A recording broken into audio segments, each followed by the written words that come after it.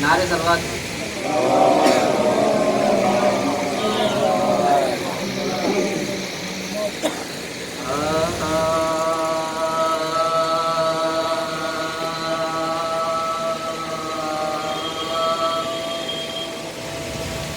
کربلا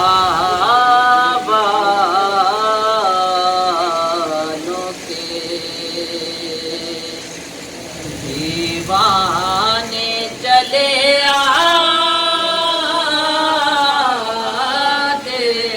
ہیں، مادر شہر کی دعا پانے چلے آتے ہیں، تو فرش مجلس پہ عزاداروں کو حیرت سے نہ دیکھ، ارے شمع جلتی ہے تو پروانے چلے آتے ہیں، کربلا والوں کے. نعرے سلوات.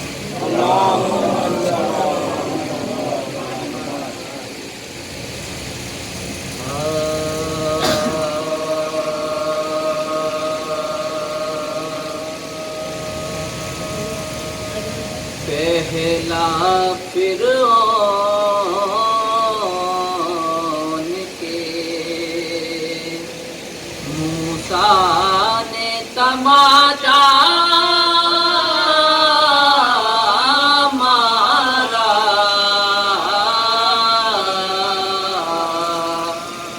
پہلا فرعون کے موسیٰ نے تماچا مارا، تو ایک ابو جہل کے مولا نے تماچا مارا، تو آج بھی نیل ہے موجود رخ دریا پر، ایسا سقا سکینہ نے تماچا مارا، پہلا فرعون کے. نعرے سلوات.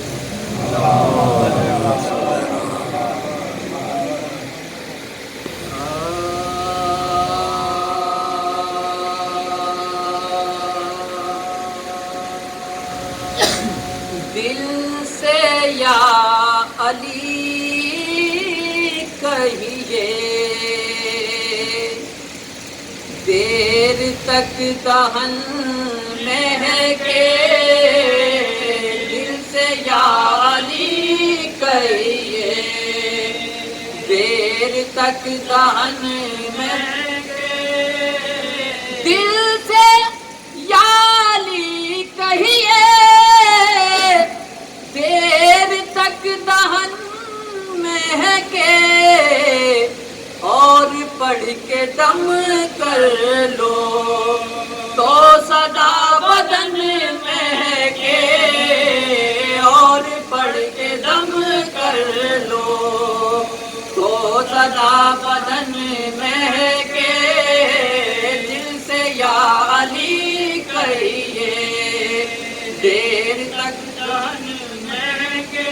تو اس لیے بہادر گل چن کے لائے تھے شبیر، تاکہ ان کی خوشبو سے ارے کربلا کا بن مہکے، تاکہ ان کی خوشبو سے کربلا کا بن مہکے، دل سے یا علی کہے کہیے دیر تک دان مہکے فاطمہ کے پیاروں کا نام لکھ لو عشقوں سے فاطمہ کے پیاروں کا نام لکھ لو عشقوں سے تاکہ علی والوں ارے قبر میں کفن مہکے تاکہ علی والوں قبر میں کفن مہکے دل سے یا علی کہیے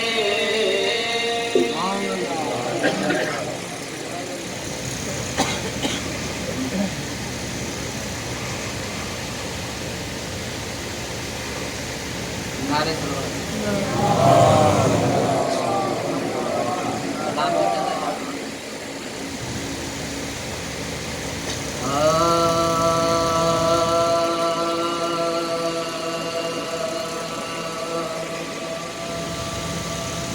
شاہ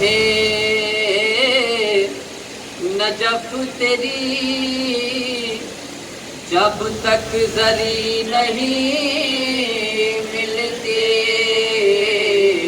شاہ نجف تیری جب تک زری نہیں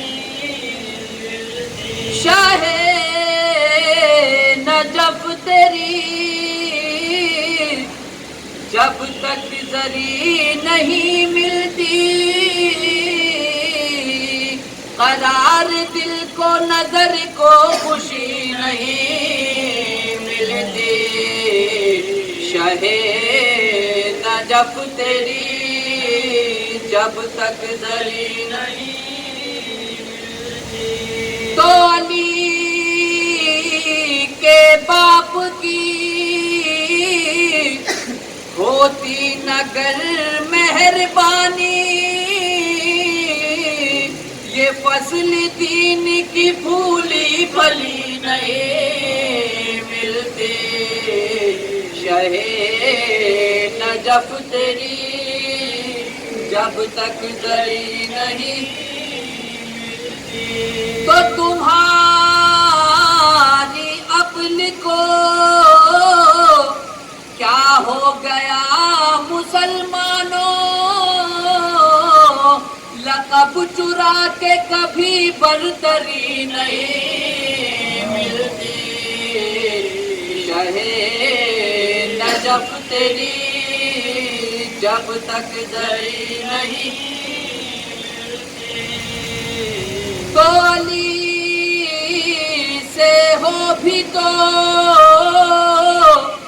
ان کا مقابلہ کیسے کہ جن کے باپ کی تاریخ بھی نہیں ملتی شاہ نجف تیری جب تک زری نہیں تو نبی کی طرح جو ناد علی پڑھی ہوتی کسی محاذ پہ شرمندگی نہیں ملتی شاہ نجف تیری جب تک زری نہیں بطور خاتمہ نظام وقت کا ٹھہرا ہوا ہے پارا پر بغیر پارا کے کوئی گھڑی نہیں ملتی شاہ نجف تیری جب تک زری نہیں جو ایک مانگا تو راہب کو ساتھ لال دیے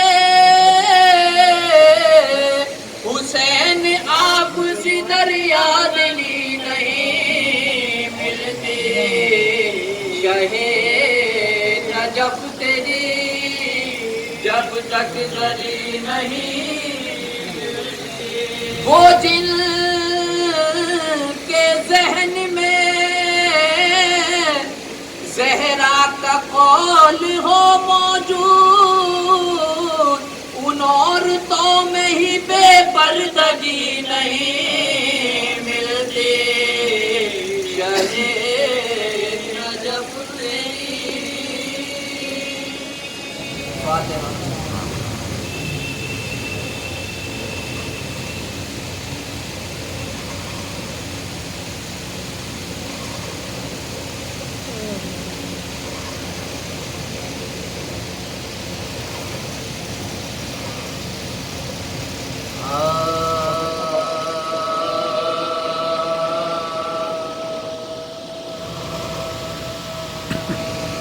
قید خانے میں تلا تم ہے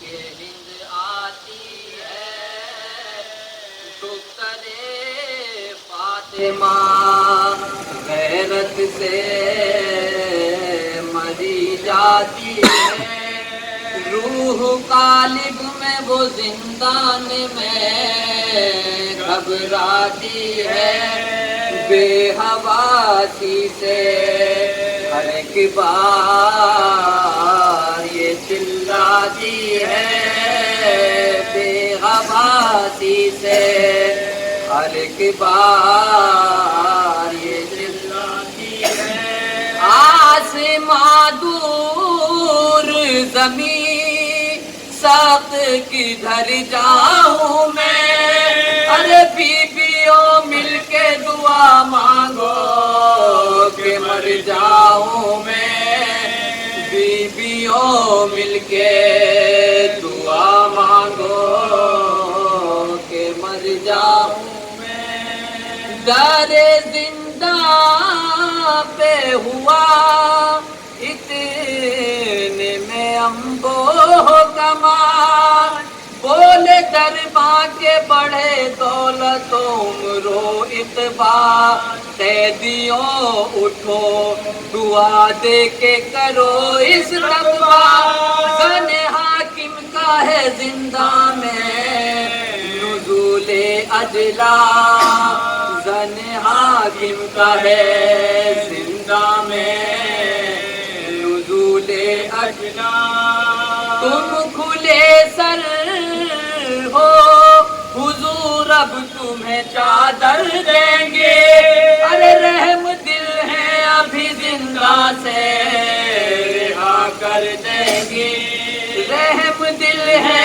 ابھی زندہ سے رہا کر دیں گے، در زندہ پہ قدم ہند نے رکھا ناگا، اور باہر سے نقیبوں نے کہا بسم اللہ، لونڈیاں آگے بڑھی کہتی ہوئی پیش نگاہ، پیچھے دامن لیے ہاتھوں پہ ہوا سے ہمراہ، پیچھے دامن لیے ہاتھوں پہ ہوا سے ہمراہ، سر پہ رکھے ہوئے کرسی زبر جد آئی، کوئی بغلوں میں لیے تکیا مسند آئی، کوئی بغلوں میں لیے تکیا مسند آئی، لونڈیاں تھی زنے حاکم کے جنوں میں جو رواں، دیکھتی کیا ہے کہ ایک شیر ہے آہن میں نہا، لاغر و خستہ تنو پاکا کشو تشنہ دہا، منہ پہ سیلی کے نشاں پشت پہ دروں کے نشاں، منہ پہ سیلی کے نشاں پشت پہ دروں کے نشاں، دست و پاپا سے زنجیر میں تر آتی ہے، اس خانوں سے لرزنے کی صدا آتی ہے،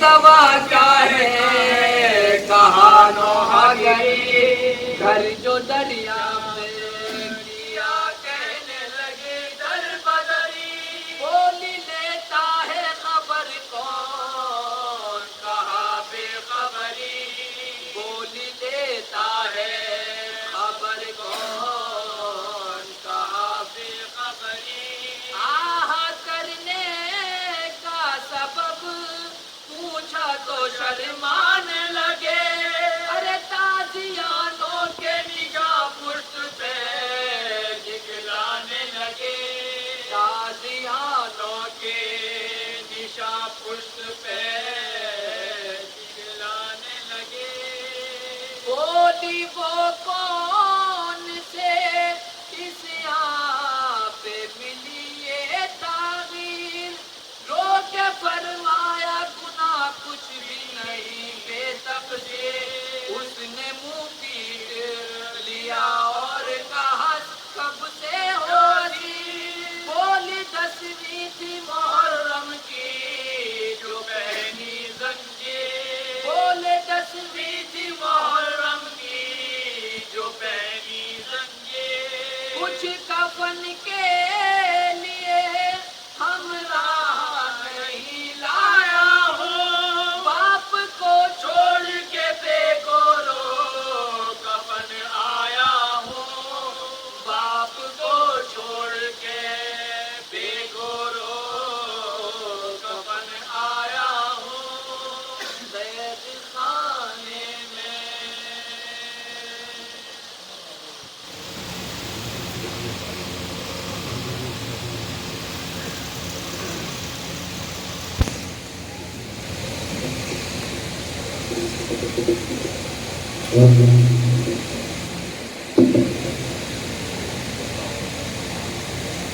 صلوات پڑھیے۔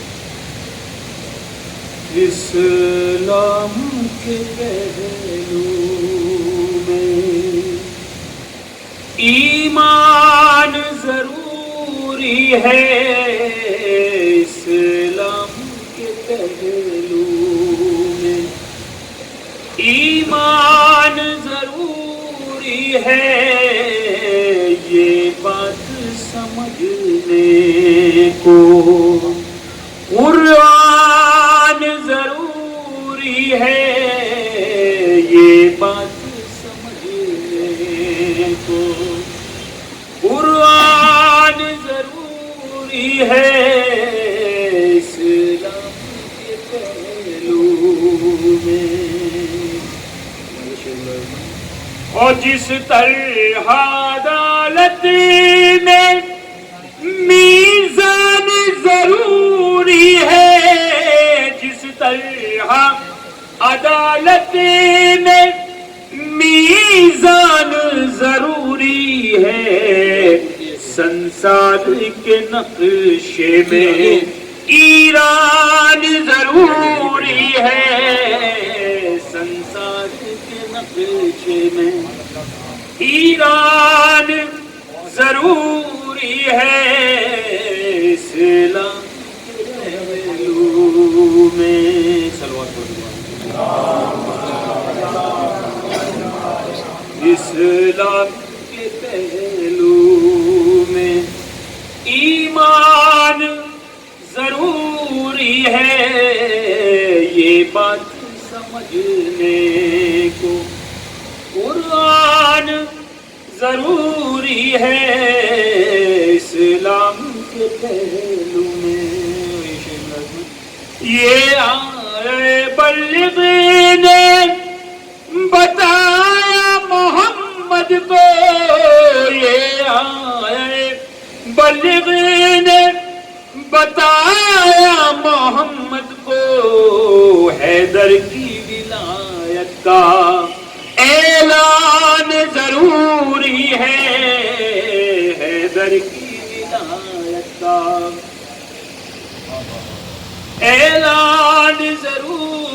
ہے اسلام کے پہلو میں، او حیدر کی ولایت کے جو، او حیدر کی ولایت کے جو لوگ بھی منکر ہیں، حیدر کی ولایت کے جو لوگ بھی منکر ہیں، ان کے لیے لعنت کا سامان ضروری ہے، ان کے لیے لعنت کا سامان ضروری ہے اسلام کے پہلو میں۔ صلوات پڑھیں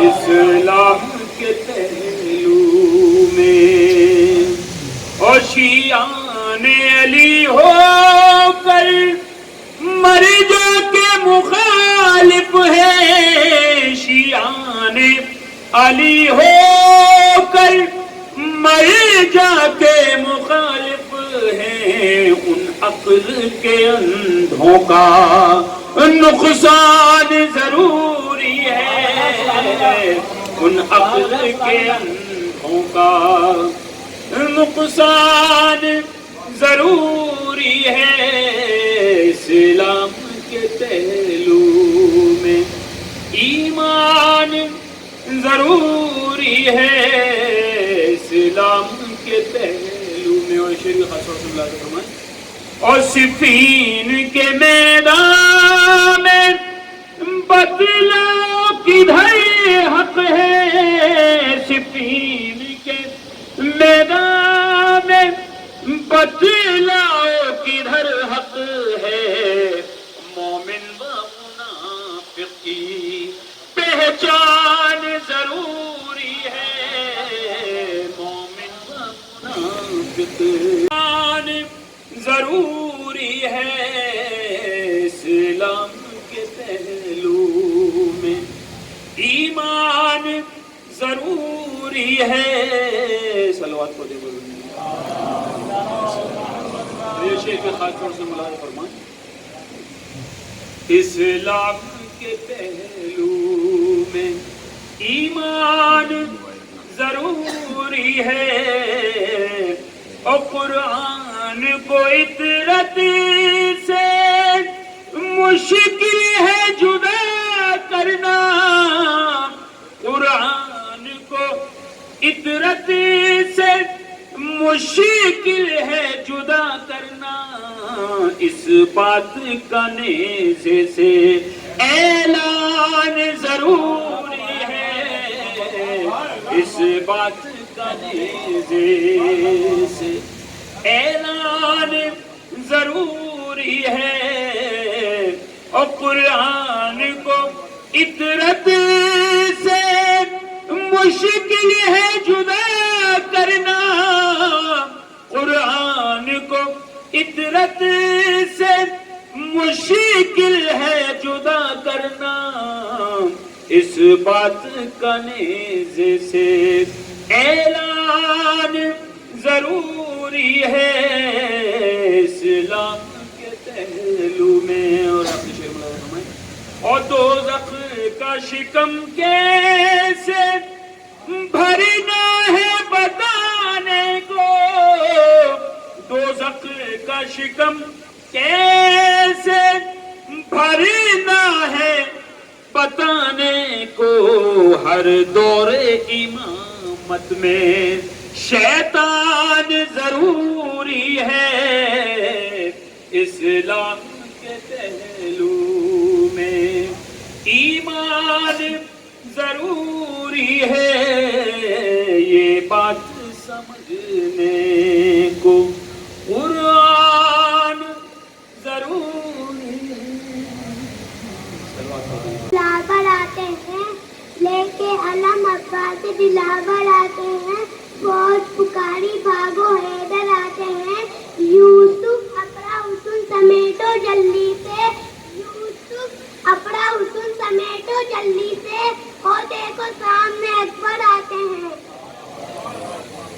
یہ کرشمہ سرے میدان کرے گا ازغر، یہ کرشمہ سرے میدان کرے گا ازغر، خدا کے شیر آئے کا جان، یہ کرشمہ سرے میدان کرے گا ازغر، فتح شبیر کا اعلان کرے گا ازغر، عباس الجلال کا پیکر کا نام ہے جو دھوپ کے بدن سے بھی سایہ نکال دے، اب تک کسی یزید کی ہمت نہیں ہوئی ہے علم سے بڑھ کے مشق سکینہ اٹھال لے، یا علی آج کہاں بول نہیں ہے زینب، لیکن غازی کا نشہ لے کے بول نہیں ہے زینب، اے یزید اس سے بڑی تیری ہار کیا ہوگی، اور تیرا کریں جہاں بول نہیں ہے زینب،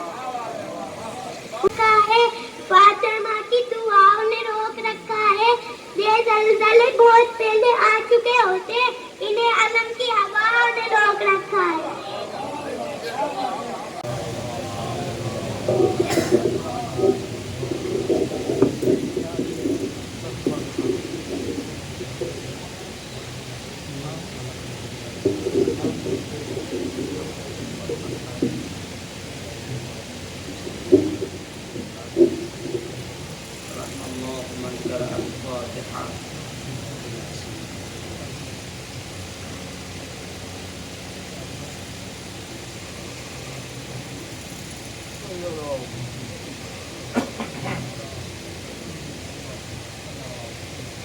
لا حول ولا قوة إلا بالله العلي العظيم. أعوذ بالله من الشيطان اللعين الرجيم. بسم الله الرحمن الرحيم. الحمد لله الذي هدانا لهذا وما كنا لنهتدي لولا أن هدانا الله. لقد جاءت رسل ربنا بالحق. الصلاة والسلام وتحية والإكرام. سر الله في كل موجود، نقطة دائرة الوجود، صاحب لواء الحمد والمقام المحمود، مولا ومولى الثقلين، جد الحسن والحسين، أبي القاسم محمد وآله الطيبين الطاهرين المعصومين المظلومين المنتجبين المنتقلين. أما بعد، فقد قال الله تبارك وتعالى وقوله الحق في القرآن الكريم. بسم الله الرحمن الرحيم. أفلا يتدبرون القرآن أم على قلوب أقفالها. صلوات پڑھیں پر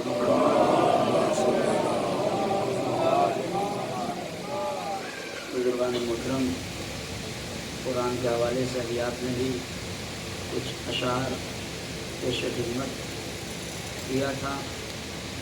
قرآن کے حوالے سے انشاءاللہ گفتگو ہوگی چند منٹ، مگر اس سے پہلے ایک تصحیح کرنا چاہ رہا ہوں. سوز خان نظر نہیں آ رہے، چلے گئے لگ رہا ہے. اچھا وہاں بیٹھے ہیں طالب صاحب. ایک شعر انہوں نے پڑھا تھا کہ اگر گھڑی کے عنوان سے کہ 12 نہ ہو تو گھڑی کسی کام کی نہیں ہے. تو اگر آپ اس گھڑی میں غور کریں تو 3 نہ ہو تو یہ گھڑی کسی کام کی نہیں ہے. 12 سے پہلے کس کا ہونا ضروری ہے؟ اس گھڑی میں 3 کا ہونا ضروری ہے. تو 12 سے پہلے ہمیں پہلے 3 کو بھی ماننا پڑے گا. لہذا اس شعر کی تصحیح کر لیں تو بہتر ہے، کیونکہ اگر اس گھڑی میں کانٹے نہ ہوں تو کسی کام کی یہ گھڑی نہیں ہے. تو میں سن رہا تھا تو میں کہا پہلے اس کی تصحیح ہو جائے. ہم سر جھکائے ہوتے مگر سنتے رہتے ہیں. ایسا نہیں ہے کہ سر جھکا رہتا تو سنتے نہیں ہیں، تو سنتے بھی رہتے ہیں. صلوات پڑھیں پر محمد والے. تو عزیزان محترم، खुदावंद करीम कुरान मजीद में इरशाद फरमा रहा है कि अफला यतदब्बरून अल-कुरान अम अला कुलूबिन अक़फ़ालुहा, कि तुम कुरान मजीद में गौर फिक्र क्यों नहीं करते हो, कुरान में तदब्बुर क्यों नहीं करते हो, कुरान में फिक्र क्यों नहीं करते हो? क्या तुम्हारे दिलों में ताले पड़े हुए हैं? ये कुरान मजीद का एक दर्द है। तो शायद एक ऐसा वक्त आने वाला था कि जब कुरान को तो सिर्फ पढ़ा जाएगा मगर तदब्बुर नहीं किया जाएगा, कुरान को पढ़ा जाएगा मगर फिक्र नहीं किया जाएगा। कुरान अज़ीज़ान मोहतरम सिर्फ पढ़ने वाली किताब नहीं है, कुरान मजीद जो है फिक्र की किताब है, कुरान मजीद जो है तदब्बुर की किताब है कि इंसान इस किताब मजीद को पढ़कर अपने फिक्रों को मंजिल मेराज तक पहुंचा सकता है। इस कुरान मजीद में तदब्बुर कर कर, फिक्र कर कर, तफक्कुर कर कर अपनी मंजिल, अपनी फिक्रों को, मेराज की मंजिलों को सैर करा सकता है। कब होगा ये? जब इंसान इस कुरान मजीद में फिक्र करेगा, तदब्बुर करेगा, गौर करेगा, तब इस कुरान के जो मानी व मफाहीम है तब समझ में आने वाले हैं। अज़ीज़ान मोहतरम, कुरान हमने इस किताब को, अल्लाह ने इस किताब को कितने साल में इस कायनात में भेजा है? कितने साल में भेजा इस किताब को? क्वेश्चन है आपसे। 23 साल में अल्लाह ने इस किताब को इस कायनात में भेजा है, जिसमें 114 सूरह है, 6666 आयतें हैं और 114 बिस्मिल्लाह है। एक सूरह में बिस्मिल्लाह नहीं है, अब वो आप तलाश करें कि सूरह में बिस्मिल्लाह नहीं है, और एक सूरह में 2 मरतबा बिस्मिल्लाह है, ये भी आप तलाश करें कि सूरह में 2 बिस्मिल्लाह है। तो मिलाकर कितने बिस्मिल्लाह हुए? 114 सूरह में 114 बिस्मिल्लाह, एक सूरह में नहीं है और एक सूरह में डबल बिस्मिल्लाह है। तो इस कुरान मजीद को खुदावंद करीम ने 23 साल में नाजिल किया है। और क्यों नाजिल किया है इस किताब को? 23 साल का ज़माना एक ज़माना होता है कि अल्लाह ने 6666 आयतों को 23 साल के ज़माने में नाजिल किया है। तो क्या इस किताब को सिर्फ मुर्दों के लिए नाजिल किया था? क्या 23 साल में इस किताब को मुर्दों को फ़ायदा पहुंचाने के लिए सिर्फ नाजिल किया था? लेकिन अज़ीज़ान मोहतरम, हमारा समाज, हमारा मुआशरा इस किताब को सिर्फ अपने मरहूमीन के लिए मखसूस कर दिया है। यानी इंसानों ने इस किताब को जिंदा के लिए मखसूस नहीं किया है, इस किताब को मुर्दा के लिए तकसीम कर दिया, बना दिया है। लेकिन खुदावंद करीम ने इस किताब को मुर्दा के लिए नहीं भेजा है, इंसानों की हिदायत के लिए भेजा है। मगर हमने इस किताब को किसके लिए मखसूस कर दिया है? इसाले सवाब के लिए, कुरान खाने के लिए, इन तमाम चीज़ों के लिए मखसूस कर दिया है। लेकिन अज़ीज़ान मोहतरम, खुदावंद करीम ने इस किताब को किस लिए भेजा है? इंसानों की हिदायत के लिए, इंसानों की रहनुमाई के लिए। जब इंसान इस कुरान मजीद को खोलेगा ही नहीं तो कहाँ से हिदायत पाएगा, कहाँ से रहनुमाई हासिल करेगा? और अज़ीज़ान मोहतरम, खुदावंद करीम ने इसीलिए बार बार कुरान मजीद में अर्ज़ किया है कि तुम कुरान मजीद में गौर व फिक्र क्यों नहीं कर रहे हो, तदब्बुर क्यों नहीं कर रहे हो, फिक्र क्यों नहीं कर रहे हो? क्या तुम्हारे दिलों में ताले लगे हुए हैं? इस जुमले को भी आगे इरशाद फरमाया, क्या ताले लगे हुए कि तुम्हें खोलने की जरूरत है? यानी ऐसा महसूस हो रहा था परवरदिगार आलम को कि 1400 साल के बाद एक ऐसी उम्मत आएगी कि कुरान खानी तो बहुत होगी मरहूमीन के लिए, लेकिन इंसान इस कुरान मजीद से फायदा उठाने वाला नहीं है। मरहूमीन तो फायदा उठा लेंगे, जो इस कायनात से गुजर चुके हैं उन्हें तो फायदा मिल जाएगा, लेकिन जो बेचारे जिंदा बाहयात हैं वो फायदा नहीं उठा पा रहे हैं। मगर इस किताब को अल्लाह ने इंसानों की हिदायत के लिए भेजा है। तो अब हमारा फर्ज बनता है कि हम इस किताब मजीद को खोलें और देखें कि परवरदिगार आलम हमसे क्या कह रहा है। نماز کے لیے آیا ہے کہ جب انسان نماز کے لیے مصلی عبادت پر کھڑا ہوتا ہے تو روایت کی یہ جملہ ہے کہ انسان جو ہے بندہ خدا جو ہوتا ہے خداوند کریم سے گفتگو کرتا ہے. لیکن جب قرآن مجید کی تلاوت کر رہا ہے انسان تو اب خدا بندے سے گفتگو کر رہا ہے. یعنی ایک نماز ایسی ایک عبادت ہے کہ جب ہم نماز کے لیے کھڑے ہوتے ہیں تو ہم خداوند کریم سے باتیں کر رہے ہیں، اور جب قرآن مجید کو کھولتے ہیں تو یہ ہمارے لیے کیا شرف ہے، یہ ہمارے لیے کیا کمال ہے، یہ ہمارے لیے کیا فضیلت ہے کہ خداوند عالم کی ذات انسانوں سے گفتگو کر رہے ہیں.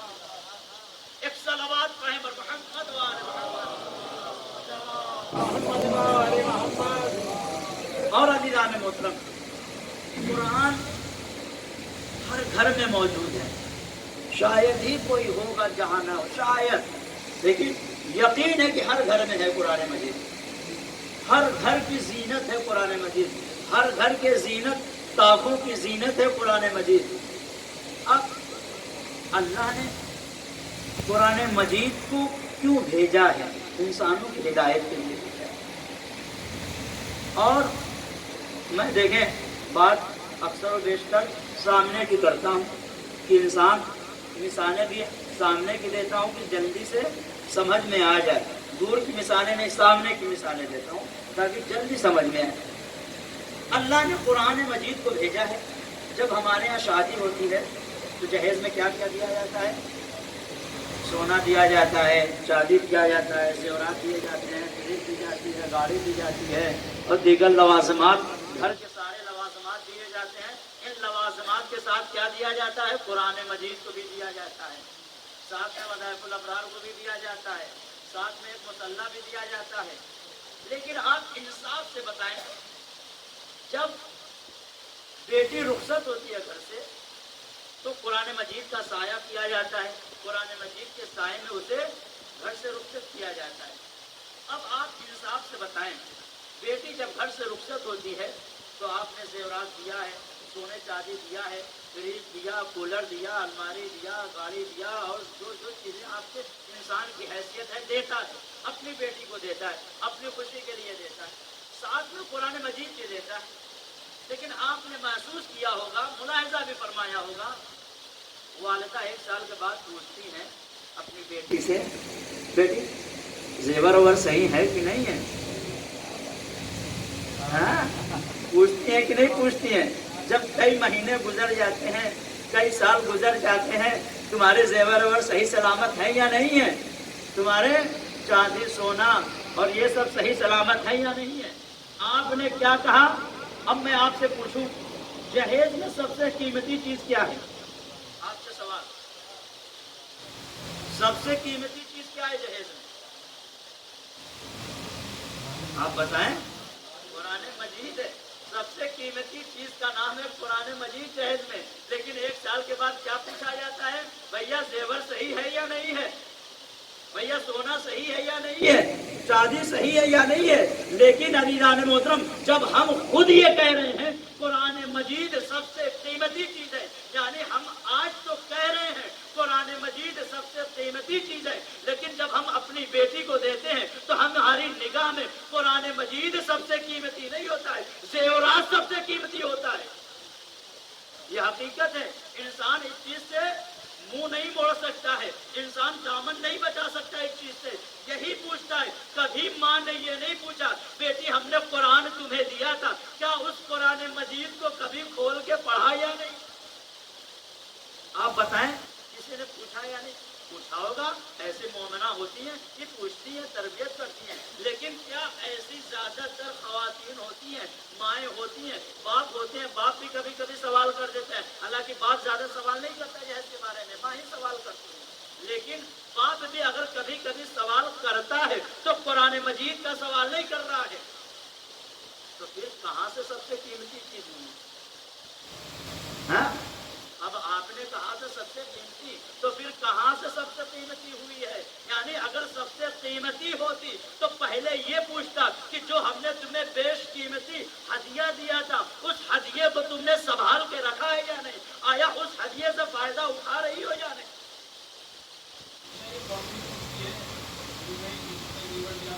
ہاں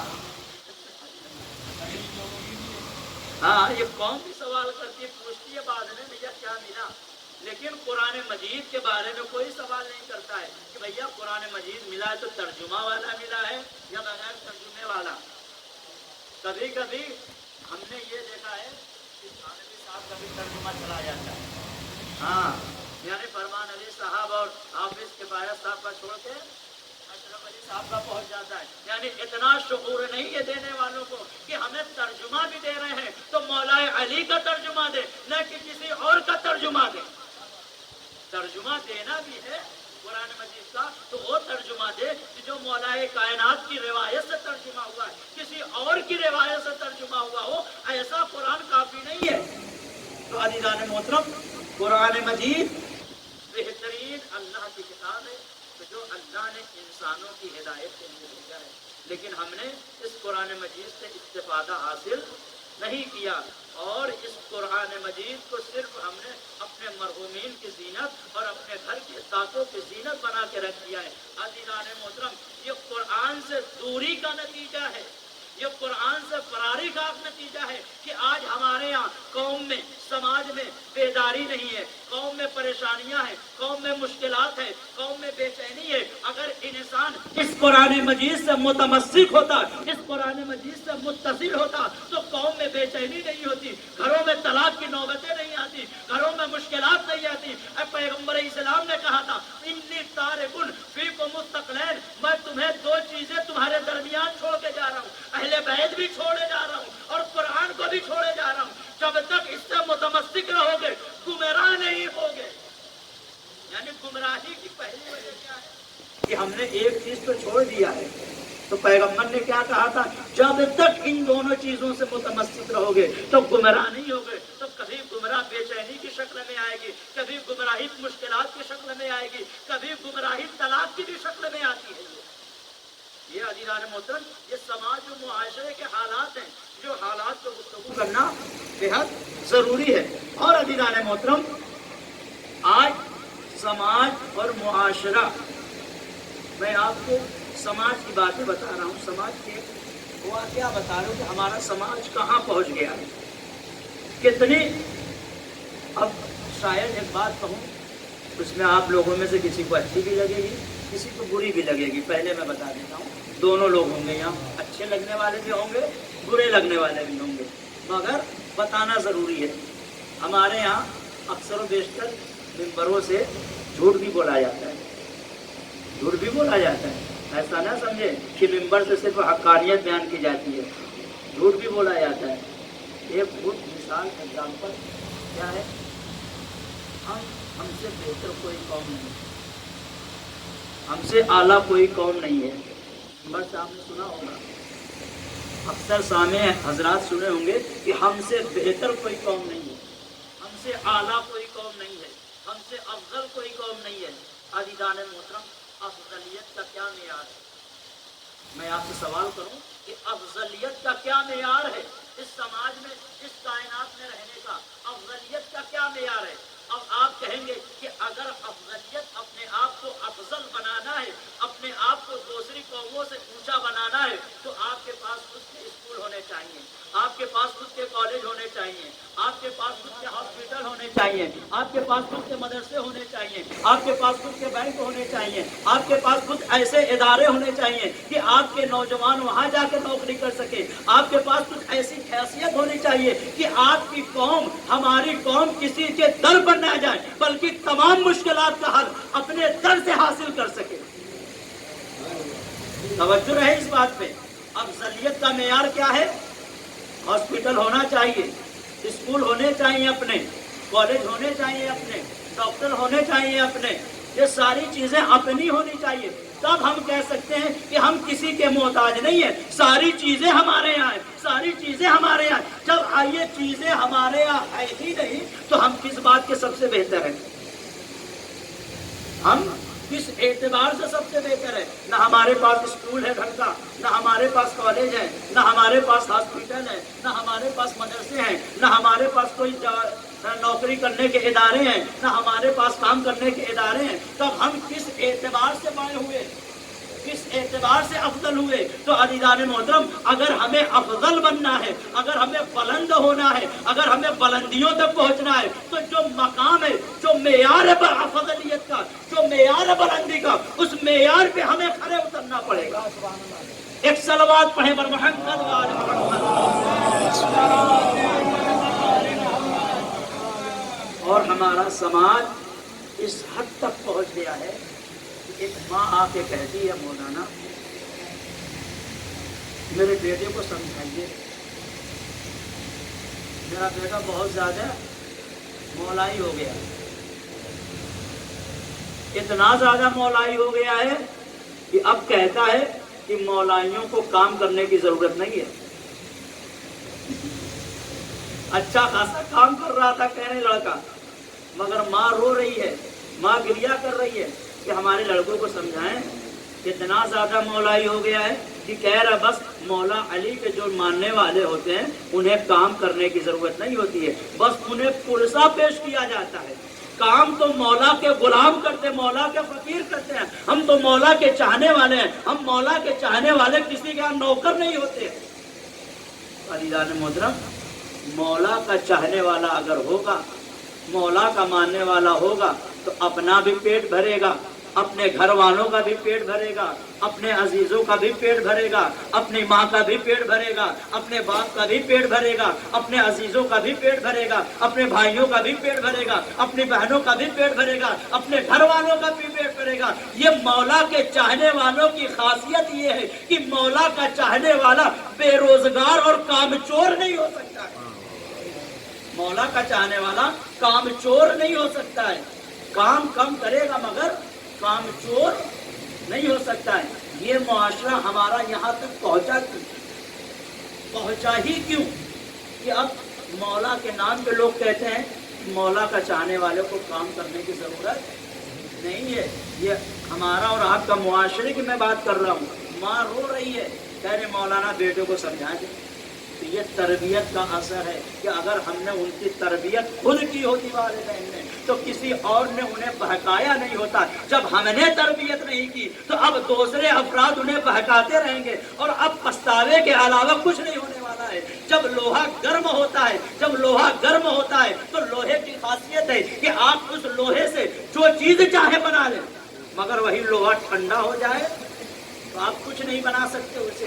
तो बिल्कुल तरबियत का मेयार भी यही है कि जब उस रुश्द में हो, उस मंजिल पर औलाद हो, कि उस सिन में हो कि जब उनकी तरबियत का वक्त हो, तो उस वक्त वालिदैन को उनसे दूर नहीं होना है, बल्कि उनकी इस तरीके से तरबियत करना है कि अगर जो चाहे बनाना हो बन सके। कब होगा? जब हम उनकी बेहतरीन तरबियत करेंगे, वगरना हम बस यही कहते चले जाएंगे हमसे बेहतर कोई कौम नहीं है, हमसे आला कोई कौम नहीं है, हमसे बरतर और बेहतरीन कोई कौम नहीं है।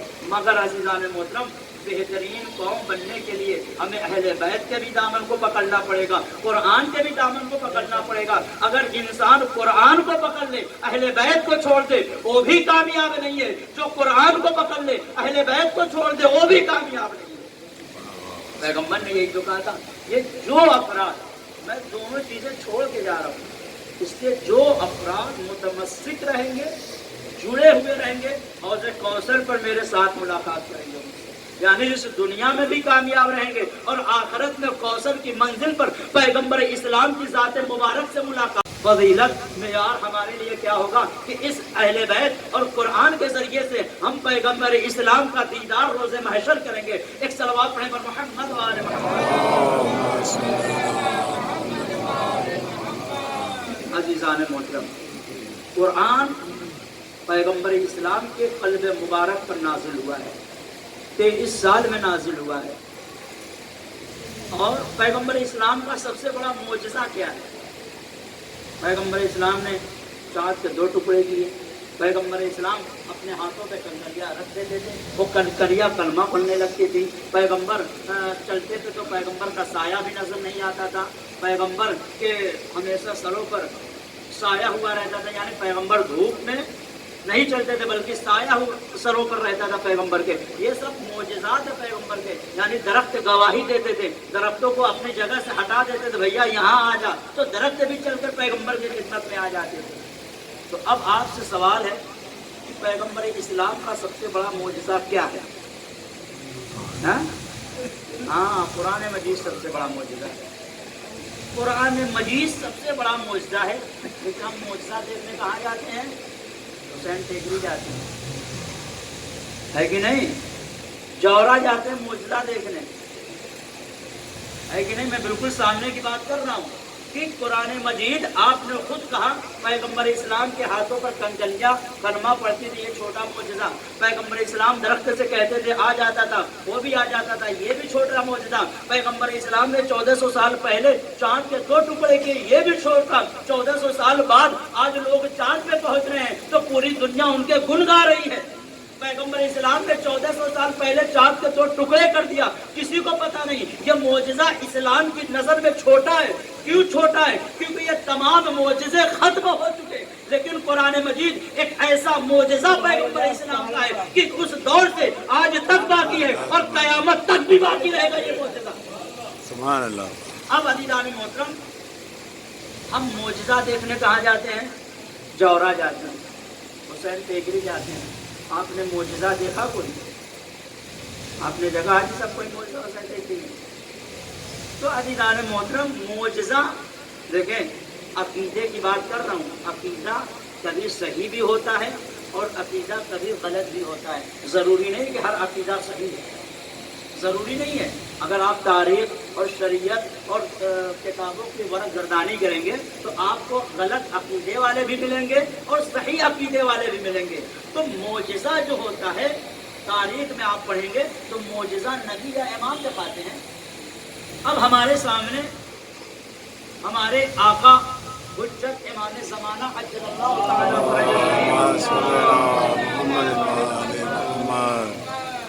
تو ہمارے لیے تو آقا کا وجود ہی ہمارے لیے سب سے بڑا معجزہ ہے آج، کہ اگر یہ آقا کا وجود نہ ہوتا تو یہ دنیا نہ ہوتی۔ اگر یہ دنیا باقی ہے تو امام زمانہ عجل اللہ تعالیٰ فرجہ شریف کے وجود مبارک سے باقی ہے۔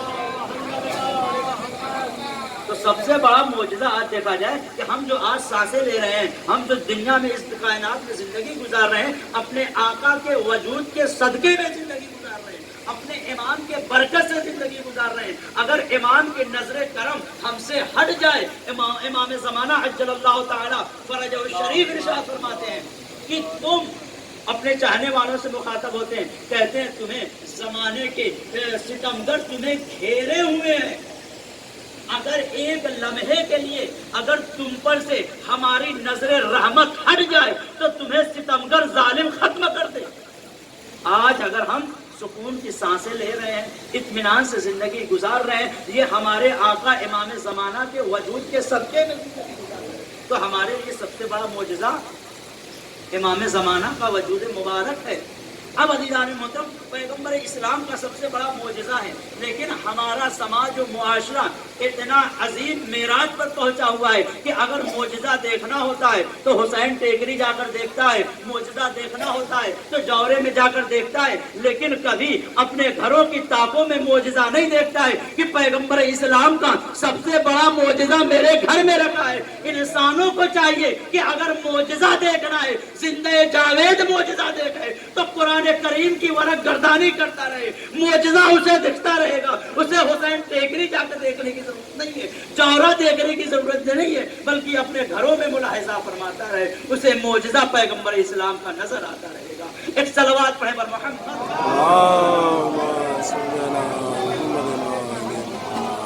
عزیزان محترم، تو ہمیں پیغمبر نے فرمایا ہے کہ انی تارک فیکم الثقلین، میں یہ 2 چیزیں چھوڑ کے جا رہا ہوں۔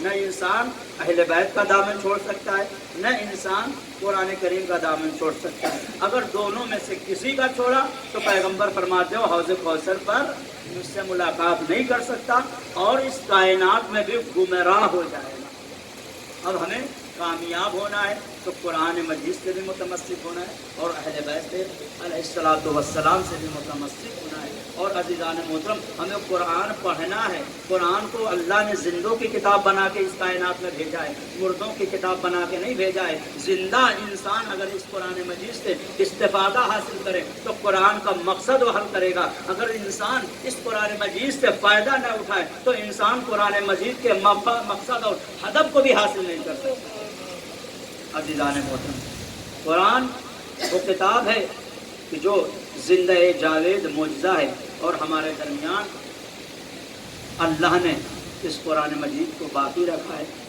اور امام حسین علیہ السلام نے کٹے ہوئے سر سے اس قرآن مجید کی تلاوت کر کے بتائی کہ اس قرآن مجید کی عظمت کیا ہے، مقام کیا ہے، بلندی کیا ہے، اس قرآن مجید کی عظمت کیا ہے، اس کا معیار کیا ہے.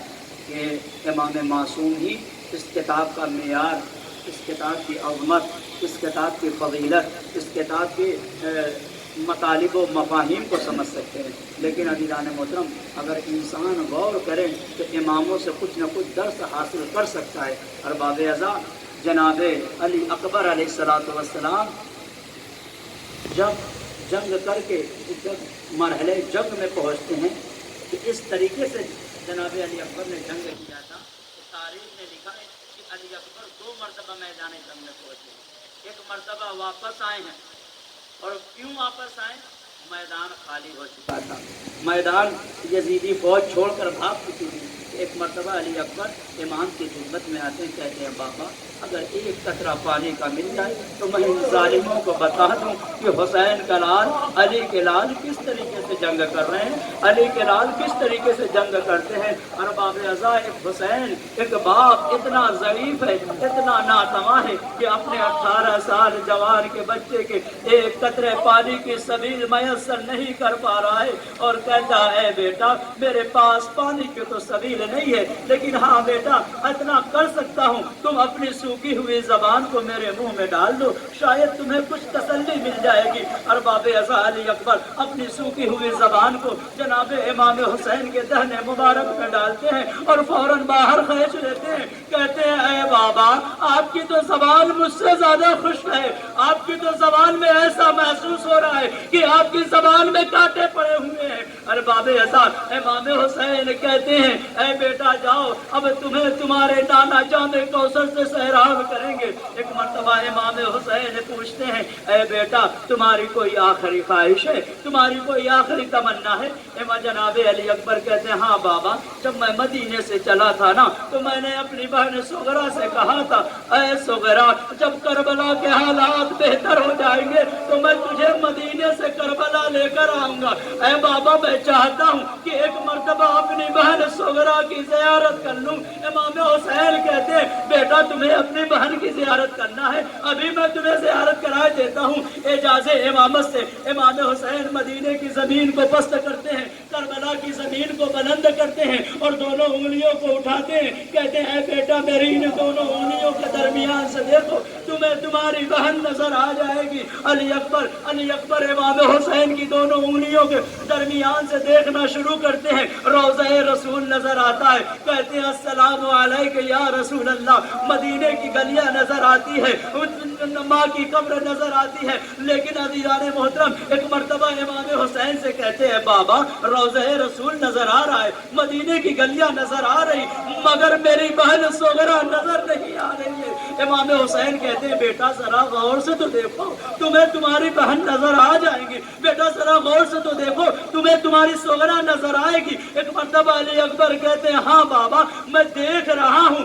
مجھے میری بہن نظر نہیں آ رہی ہے، لیکن ہاں بابا میں کیا دیکھ رہا ہوں کہ ایک ضعیفہ ہے کہ جس کے بال سفید ہے، جس کے ایک ہاتھ میں عصا ہے، جس کا ایک ہاتھ قبر پر ہے، اور کسی کے نشان کو، کسی کے قدموں کے نشان کو دیکھ کر گریہ کر رہی ہے.